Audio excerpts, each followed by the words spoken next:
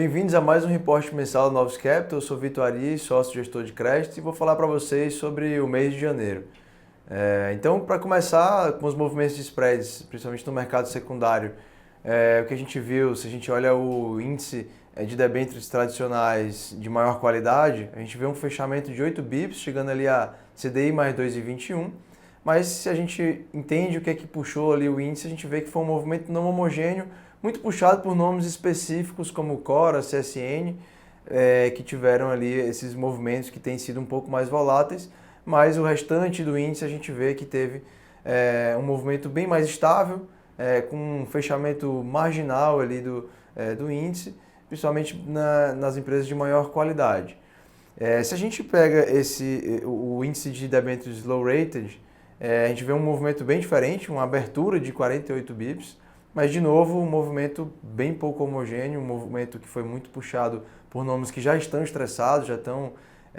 tendo movimentos ali de magnitudes bem mais amplas, né, que aí são nomes como Aeris, Elfa Medicamentos, Braskem, nomes que a gente já vem há algum tempo tendo esse tipo de volatilidade nos spreads e acabaram puxando o índice low rated em 48 bips para esse patamar de 4,67. Quando a gente olha na parte IPCA, as debêntures incentivadas, de infraestrutura, já a gente vê um movimento para o lado contrário, né? A gente teve, depois das correções que a gente viu acontecendo de outubro até dezembro, que a gente tinha saído daquele patamar de menos 52 bips até um patamar positivo ali, passando de NTNB mais 10 bips, a gente teve de novo essa pressão de compra e um movimento forte de fechamento, bem rápido até, né? A gente viu 43 bases de fechamento ali ao longo do mês de janeiro, chegando num patamar de NTNB menos 32, de novo voltando para um patamar bem negativo. E a gente vê que esse movimento ele foi impulsionado por uma combinação de fatores, né? Primeiro que a gente viu uma captação que vinha sendo negativa ao longo dos últimos meses, ou seja, fluxo de saída da indústria de crédito não só parando de acontecer, né, revertendo, mas começando a ter ainda de novo um fluxo positivo de entrada ali para os fundos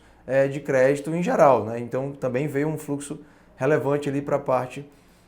de fundos de infraestrutura que são os incentivados, e aí boa parte do que motivou esse fluxo, acho que parte dele pela própria isenção, que ainda continua sendo atrativa ali para os investidores,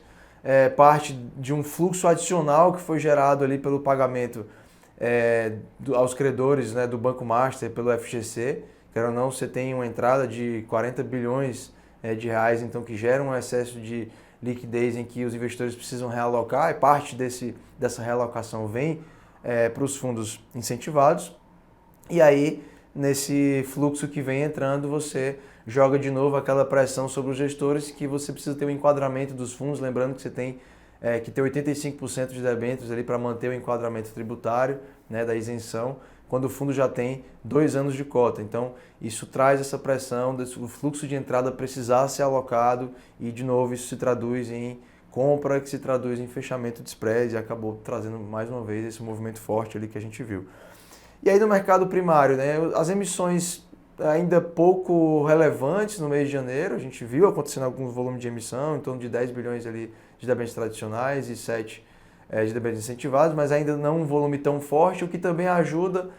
contribui para esse fechamento de spreads ali de forma mais geral, porque você não tem o mercado primário ajudando a absorver parte da demanda, né, dos investidores ali por comprarem novos ativos. Do lado dos investidores, como eu falei, não só para essa parte de incentivados a gente teve fluxo positivo, mas para toda a indústria de crédito, a gente viu a entrada de recursos para fundos high grade, para fundos cash enhanced, então principalmente para os cash enhanced, que são aqueles fundos que têm crédito, mas são fundos de liquidez ali de D0, D1, e isso mostra que o investidor continua tendo apetite para o mercado de crédito, para o mercado de renda fixa, mesmo a gente tendo essa, né, perspectiva ali de cortes de juros ao longo desse ano, mas a gente ainda vê o investidor com esse apetite pelo mercado de crédito, que acaba explicando parte dos movimentos de preços também. Outro ponto que é importante destacar é que os fundos vêm mantendo uma posição de caixa bem mais elevada do que a média histórica, né? Vem mantendo uma alocação mais baixa em debêntures do que a média histórica, o que ajuda a diminuir o risco de um movimento mais abrupto ali técnico, que seria por uma saída, né, um movimento de resgates dos fundos, um movimento de saída, que de repente precisaria fazer com que os gestores tivessem uma venda forçada dos ativos para poder pagar os resgates. Como o nível de caixa já está muito elevado, isso ajuda a diminuir esse risco de um movimento de reversão que pudesse, enfim, trazer esse movimento desordenado ali dos spreads. E aí falando dos nossos fundos, né? No Novos Renda Fixa Ativo Isento, a gente entregou uma performance de 2,27% no mês e 195% do CDI, foi bem positivo esse mês para o Renda Fixa Ativo Isento. A gente conseguiu capturar muito bem um movimento forte ali de debêntures, mas também tivemos performances positivas na parte de juros pré, na parte de juro real também e juros internacionais. Mas mais especificamente falando da parte de crédito aqui, em janeiro a gente aumentou a exposição em debêntures para capturar essa forte compra, essa forte demanda que vinha acontecendo ao longo do mês, então a gente também surfou essa onda, então aumentou a exposição, conseguiu capturar boa parte desse movimento de fechamento, essa compressão que a gente viu, mas dado que chegou nesse patamar de NTNB menos 32, a gente entende que é um patamar de spread bastante comprimido, um patamar que tem pouco prêmio, então a gente volta a ter uma posição um pouco mais cautelosa, mais conservadora depois desse grande movimento, né? Então a gente prefere dar foco hoje em liquidez, em flexibilidade para a gente conseguir se movimentar rápido, da mesma forma que a gente conseguiu entrar rápido e pegar esse movimento de janeiro. Se tiver um movimento reverso, um movimento de saída ou de correção de spreads, a gente conseguir se movimentar rápido também para não sofrer nesse movimento contrário.